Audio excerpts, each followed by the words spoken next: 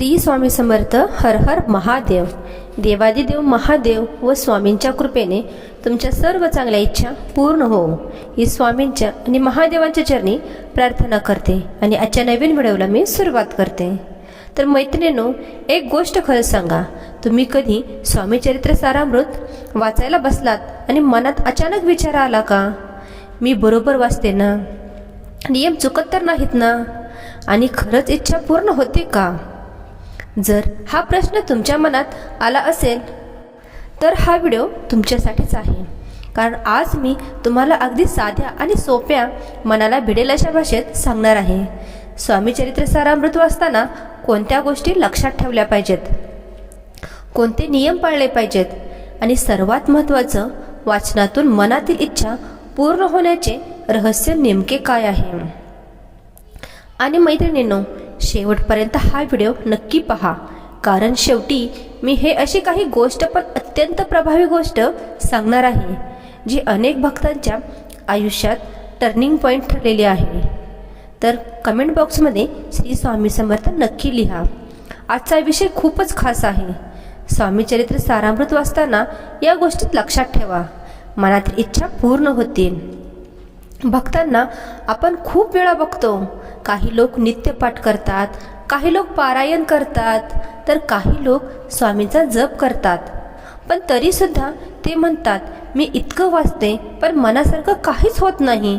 आणि काही लोक अगदी साधं वाचन करतात, पण त्यांचं आयुष्य बदलायला सुरुवात होते. मग भक्तांनो, फरक नेमका कुठे आहे? फरक आहे तो नियमांमध्ये नाही, तर भावनेमध्ये आहे, निष्ठेमध्ये. आणि आज आपण हे समजून घेणार आहोत. सर्वात आधी आपण समजून घेऊया श्री स्वामी समर्थ सारामृत म्हणजे काय. तर भक्तांनो, श्री स्वामी चरित्र सारामृत हा श्री स्वामी समर्थ महाराजांचे चरित्र सांगणारा एक दिव्य ग्रंथ आहे. हा ग्रंथ केवळ कथा नाही, हा ग्रंथ म्हणजे स्वामींच्या कृपेचे जिवंत रूप आहे. अनेक भक्त मानतात आणि सेवा मार्गातही हे सांगितलं जातं की या ग्रंथाच्या नित्य वाचनाने आयुष्य, आरोग्य, संतती, संपत्ती आणि संकटातून सुटका मिळते. आणि म्हणूनच गुरुमाऊली परमपूज्य अण्णासाहेब मोरे यांच्या दिंडोरीपणे सेवा मार्गात या ग्रंथाचा नित्य वाचन केलं जातं. कारण स्वामी समर्थ हे केवळ देव नाहीत, ते आपले आई वडील आहेत, ते आपले गुरु आहेत, आणि तेच आपले रक्षकही आहेत. आणि जेव्हा आपण त्यांच्या चरित्राचे वाचन करतो, तेव्हा आपल्या मनातल्या अंधार हळूहळू कमी होतो आणि आयुष्यात प्रकाश यायला लागतो. आता आपण येऊया मुख्य मुद्द्यावर, म्हणजेच काय, तर स्वामी चरित्र सारामृत वाचताना कोणते नियम पाळले पाहिजेत. आणि हे नियम मी तुम्हाला खूपच सोप्या भाषेतही सांगणार आहे, जेणेकरून तुम्ही लगेच आजपासून सुरूही करू शकता. पहिला नियम आहे 3 अध्याय. भक्तांना सेवा मार्गात सांगितलं जातं की रोज क्रमशः 3 अध्याय वाचायचे. म्हणजेच आज जे अध्याय वाचले, उद्या त्यानंतरचे, असा क्रम ठेवायचा. आणि विशेष सांगितलं जातं की हे वाचन गुरुवारपासूनच सुरू करावं, कारण गुरुवार हा गुरूंचा दिवस आहे आणि स्वामी समर्थ हे गुरुरूपातच आहेत. आणि भक्तांनो, वाचन सुरू असताना एक छोटासा संकल्प घ्या. संकल्प खूप मोठा नसावा, असं काही, फक्त मनात इतकं बोला, स्वामी, मी हे वाचन श्रद्धेने सुरू करते आहे, माझ्यावर कृपा करा, माझं मन शुद्ध करा आणि मला योग्य मार्ग दाखवा. एवढा संकल्प पुरेसा आहे. दुसरा नियम 11 माळी जप. वाचनापूर्वी किंवा वाचनानंतर श्री स्वामी समर्थ या मंत्राची 11 माळ जप करायचा. आता काही लोक म्हणतील, 11 माळ म्हणजे खूप वेळ लागेल, पण हे लक्षात ठेवा, आपण रोज मोबाईलवर किती वेळ घालवतो, आपण रोज अनावश्यक गोष्टींवर किती वेळ घालवतो. जर आपण स्वामींसाठी थोडा वेळ दिला तर स्वामी आपल्यासाठी आयुष्यभर वेळ देतील. आणि श्री स्वामी समर्थ हा मंत्र फार शक्तिमान आणि मंत्र मानला जातो. आधार देतो, भीती दूर करतो आणि आपल्या घरात सकारात्मकताही वाढवतो. तिसरा नियम आहे अहंकार म्हणजे विसरा. भक्तांना हा नियम खूप महत्त्वाचा आहे, कारण अनेकदा आपण वाचन करतो पण मनात एक भाव येतो, मी रोज वाचते, मी जप करते, मी किती चांगली भक्ती आहे, म्हणजे भक्त आहे. आणि भक्तांनो, इथेच चूक होते. स्वामींना अहंकार अजिबात आवडत नाही. स्वामींना हवी असते नम्रता. पूर्ण समर्पण म्हणून वाचताना मनात हे ठेवा, स्वामी मी काहीच नाही, तुम्ही सर्व काही आहात. माझं आयुष्य तुमच्या चरणी आहे. आणि जेव्हा हा भाव येतो तेव्हा भक्तांचं संकट स्वतःहून कमी व्हायला लागतं. चौथा नियम आहे शुद्धता पाळा. वाचन करताना शक्यतो स्नान करून स्वच्छ कपडे घालून स्वामींच्या फोटो पुढे किंवा मूर्तीसमोर बसून वाचा. काही लोक म्हणतात आमच्याकडे वेळच नसतो, पण शुद्धता म्हणजे केवळ बाहेरची नाही, शुद्धता म्हणजे मनाची ही आहे. जेव्हा आपण स्वच्छ होऊन शांतपणे बसून वाचन करतो तेव्हा त्या शब्दांचा परिणाम मनावर जास्त होतो. आणि विशेषतः रात्री झोपण्यापूर्वी वाचन केले तर मन शांत होतं, झोप चांगलीही लागते आणि घरात कलह कमी होतो. भक्तांनो, आता आपण समजून घेऊया इच्छा पूर्ण होण्याचं रहस्य. कारण शीर्षकात आपण बोलतोय मनातील इच्छा पूर्ण होतील. पण इथे एक गोष्ट लक्षात ठेवा, स्वामी समर्थ आपल्या मनातील प्रत्येक इच्छा पूर्ण करतात. पण योग्य इच्छा म्हणजेच जे तुमच्या भल्यासाठी आहे, जे तुमच्या आयुष्याला योग्य दिशा देणार आहे, ते स्वामी नक्की देतात. काही वेळा आपण हट्ट करतो आणि स्वामी आपल्याला ते देत नाहीत. कारण स्वामी आपल्याला दुखावण्यासाठी नाही तर वाचवण्यासाठी थांबवतात. आणि म्हणूनच भक्तांनो, वाचन करताना तुमची इच्छा स्वामींना अगदी म्हणजे आईला सांगतो तसं सांगा. मनात कुठलीही बनावटपणा नको. काही लोक म्हणतात स्वामी मला हे हवंय, पण आतून त्यांचा विश्वासच नसतो. आणि काही लोक म्हणतात स्वामी मला जे योग्य असेल ते द्या, पण माझं मन शांत करा. आणि स्वामी त्यांना खूप मोठं देतात. म्हणून बघताना वाचन करताना स्पष्ट बोला, स्वामी माझ्या मनात ही इच्छा आहे, मी तुमच्या चरणी ठेवते, तुम्हाला जे योग्य वाटेल ते करा. हा भाव आला की इच्छा पूर्ण होण्यासाठी प्रक्रिया सुरू होते. भक्तांनो, आता मी तुम्हाला एक महत्त्वाची गोष्ट सांगते. संकल्पयुक्त पारायण म्हणजे वाचन केवळ सवयीचे नको, वाचन हे संकल्पाचे करा. संकल्प म्हणजे मन एकाग्र करून ठरवणे.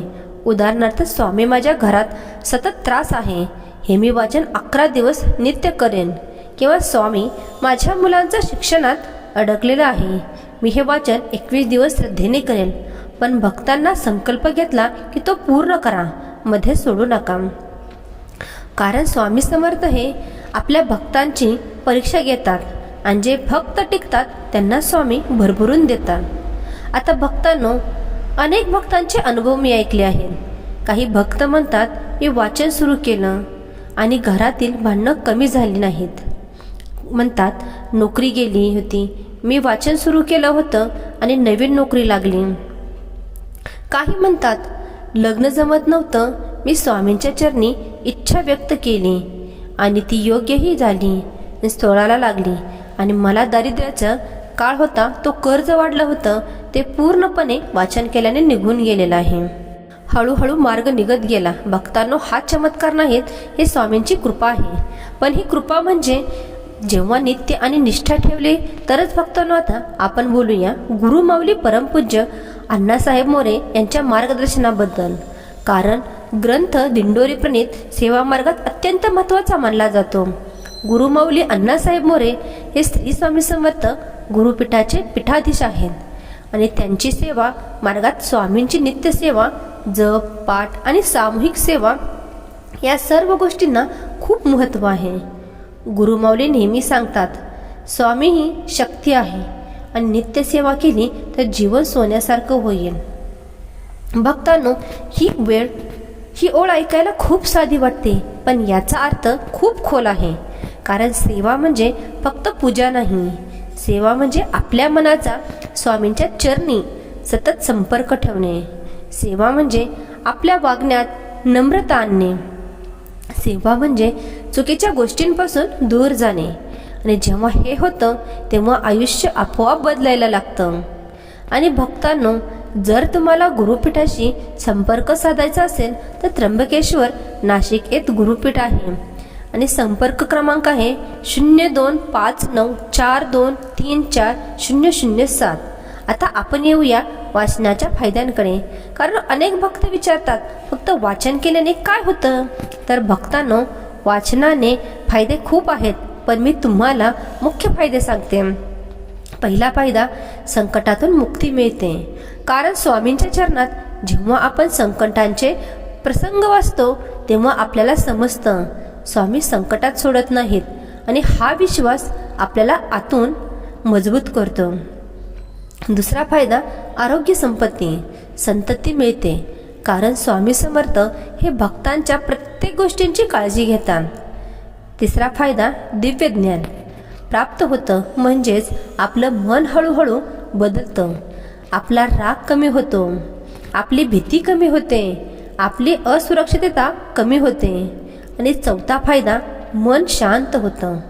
आजच्या काळात सर्वात मोठी गरज आहे ती मन शांती. आणि स्वामी चरित्र सारामृत वाचलं की मनात एक वेगळाच आधार तयार होतो.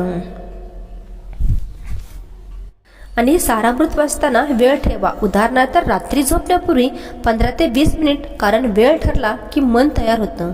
दुसरी टीप, वाचन करताना मोबाईल बाजूला ठेवा, कारण म्हणजेच नोटिफिकेशन आलं तर मन तुटतं. तिसरी टीप म्हणजे सुरू करताना छोटा दिवा लावा, धूप लावा आणि एक मिनिट डोळे बंद करून स्वामींचं नाव घ्या. यामुळे वातावरण पवित्र होतं. चौथी टीप म्हणजे वाचन झाल्यावर 2 मिनिटं शांत बसा. लगेच उठून कामाला जाऊ नका, कारण त्या शब्दांचा परिणाम मनावर बसायला वेळ लागतो. आणि पाचवी म्हणजे वाचनाच्या दरम्यान जर मन विचलित झालं तर घाबरू नका. मन भरकटतच असेल तर पुन्हा स्वामींच्या नावाकडे या मित्रांनो. आता मी तुम्हाला महत्त्वाची गोष्ट सांगते. वाचन करताना एक गोष्ट नेहमी करा, कृतज्ञता पाळा. म्हणजेच तुमचं आयुष्य कितीही कठीण असू द्या तरी स्वामींना दररोज एकदा म्हणा, स्वामी जे आहे ना त्यात मी धन्यवाद. कारण तुमचा विश्वास बसणार नाही, पण तुम्हाला विश्वास बसवणार नाही. पण जेव्हा कृतज्ञता येते तेव्हा स्वामींची कृपा वेगाने सुरू होते. कारण स्वामींना भक्तांचे रडणं ऐकायला त्रास नाही, पण स्वामींना भक्तांचा विश्वास खूप प्रिय आहे. आणि कृतज्ञता म्हणजेच विश्वास. भक्तांनो, आज आपण शेवटाकडे म्हणजेच येत आहोत. मी तुम्हाला एकच विनंती करते, जर तुम्ही आजपर्यंत स्वामी चरित्र सारामृत सुरू केलं असेल किंवा नसेल तर आजपासून करा. गुरुवारपासून सुरू करा. संकल्प घ्या, रोज 3 अध्यायांचा 11 माळी जप करा. शुद्धता ठेवा, अहंकार सोडा, स्वामी सेवेत या. खरंच आयुष्याचं सोनं होईल. तर तुम्हाला हा माझा व्हिडिओ कसा वाटला कमेंट करून मला नक्की सांगा. आणि कमेंट बॉक्समध्ये श्री स्वामी समर्थ लिहायलाही विसरू नका.